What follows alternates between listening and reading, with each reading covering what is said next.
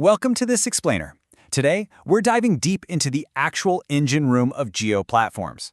We want to answer a pretty crucial question. Who actually runs this massive digital machine? You know, when a company reaches the scale of Jio, understanding the tech and the products, well, that's really only half the battle. To truly grasp the business, we've got to look at the people pulling the levers and the systems designed to keep them in check. So based strictly on the disclosures in the draft red herring prospectus, or the DRHP, we're going to unpack Jio's corporate anatomy.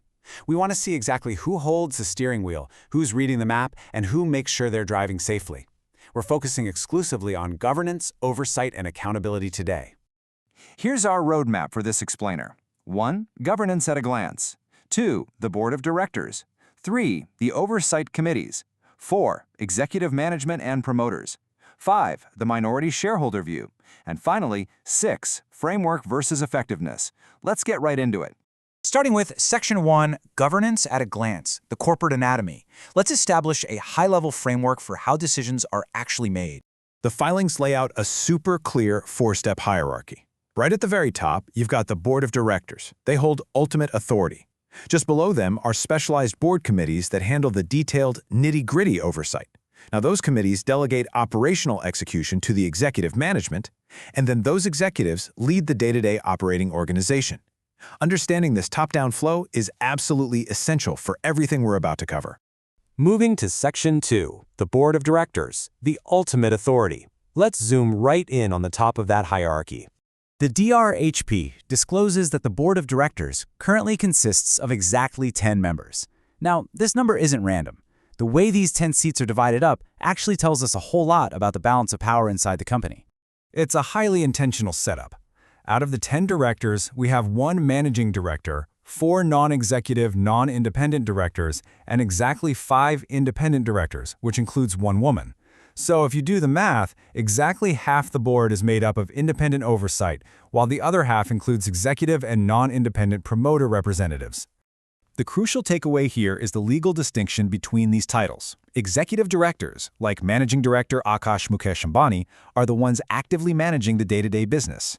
Non-executive directors, like Chairman Mukesh Dhirubhai Ambani, are not involved in daily operations. Their whole job is to provide high-level strategic oversight and governance. Basically, they're steering the ship, not necessarily shoveling the coal down in the engine room. Now, a massive part of this governance framework relies on those 5 independent directors. These folks provide objective oversight precisely because they are legally not aligned with the promoter. They don't pull a standard executive salary. Instead, they get sitting fees for attending meetings and reimbursements for expenses. Their entire presence is designed to ensure decisions get scrutinized without any promoter influence. That brings us to Section 3, the Oversight Committees, the engine room of governance. If the board is the brain, these committees are the specialized watchdogs doing the actual heavy lifting. First up is the Audit Committee. And honestly, this one is arguably the most critical for investor protection.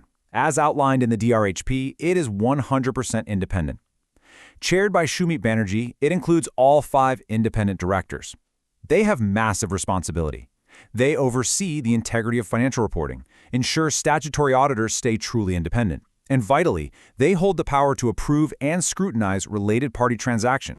Next is the Risk Management Committee. Now, unlike the Audit Committee, this one actually blends independent oversight with top executives. It's chaired by independent director Shumit Banerjee, but it also includes the managing director and the CEO. Why the mix? Well, actively managing operational risks, cybersecurity, and business continuity really requires the executives who actually run the systems to be right there at the table, just guided by independent oversight. Then we have the Nomination and Remuneration Committee. This group essentially holds the keys to leadership. It's made up of 2 independent directors and 1 non-executive director. They're tasked with figuring out exactly how qualifications for directors are assessed, evaluating board performance, and deciding exactly how much senior executives get paid. They ensure the leadership is structured and rewarded properly. Finally, there's the Stakeholders Relationship Committee. If you're a retail investor, this committee is your direct line. It's chaired by non-executive director Anant Mukesh Ambani alongside 2 independent directors. Legally, they are tasked with resolving shareholder grievances, handling dividend issues, and making sure your voting rights can be effectively exercised. On to Section 4, Executive Management and Promoters, the Operators. Let's see how this all builds out practically as we move down the corporate ladder. Reporting lines map out very clearly here. At the very top of the management chain, you have the managing director, Akash Mukesh Ambani. Reporting directly to him is a distinct layer of statutory officers. And then below them, a wide array of functional leaders who run the various specialized divisions of Jio Platforms.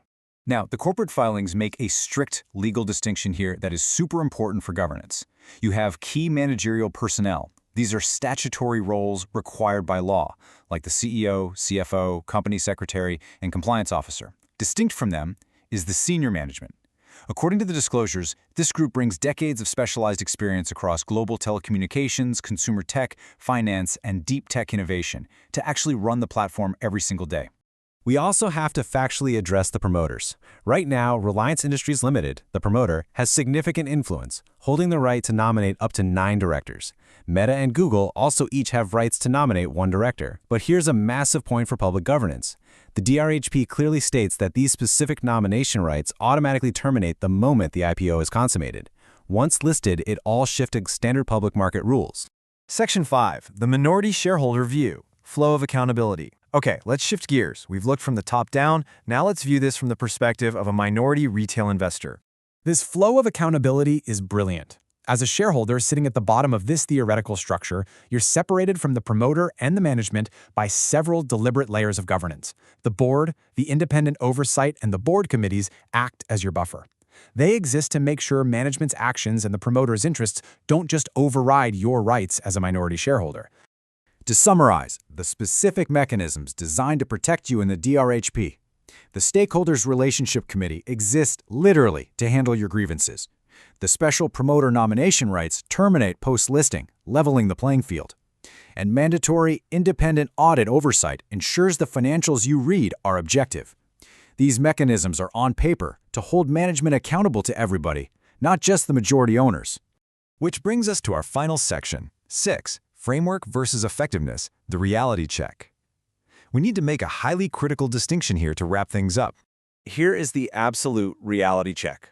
What the DRHP discloses is a fully compliant, legally structured framework. It proves the committees are formed, the independents are appointed, and the rules are set. But what an investor can actually conclude is simply that this system exists on paper. Having the blueprint does not and legally cannot guarantee the actual operational effectiveness of that oversight in real life. The structure is built, the committees are formed, and the rules are set. But will this governance framework hold management fully accountable when it's finally tested by the public markets? The blueprint is robust, but as a potential minority shareholder, the final piece of the puzzle is you. It's up to you and the broader market to monitor how well this corporate machine actually performs under intense public scrutiny. That's the ultimate question moving forward. Thanks so much for joining me for this explainer.